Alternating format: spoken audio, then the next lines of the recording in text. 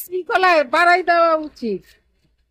এই আর্মিদের এই দেওয়া উচিত, কি বলে, ট্রল দেওয়া উচিত আর্মিদের। আর্মিদেরকে ভয় পায়, পুলিশকে ভয় পায় না, দারোগানে ভয় পায় না। আর্মিদেরই এখন দরকার। আর এরা কি আজকে ধরা পড়লে কালকেই ছেড়ে দেয়, তাহলে ধরে লাভ কি? ধরে তো লাভ নাই। যত বড় ভাই হোক আর ছোট ভাই হোক, সকালে ধরলে পরের দিন যাবি, এগুলো ঠিক না। এখানে কিশোর গ্যাং এর একটা অত্যাচার আছে, এটা জানেন? অবশ্যই আছে, না থাকলে হয় কি করে? আছে, হয় কি করে? তো কিশোর গ্যাং যারা তৈরি করে তাদেরকে ধরা উচিত।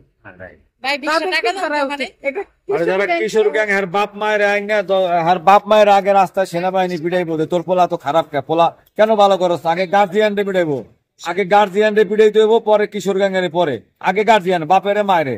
এটির আগে রাস্তায় না দশজনের সামনে পিটান দরকার। বলেন, এটা কি পদক্ষেপ নেওয়া উচিত?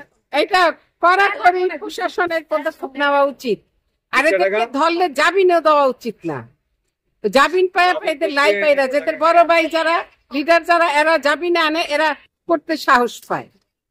এদের জামিন না হইলে আর করার সাহস। আচ্ছা, এটা কি কিশোর গ্যাংদের কি কেউ বড় ভাইরা পালে? যেটা আমরা রাস্তায়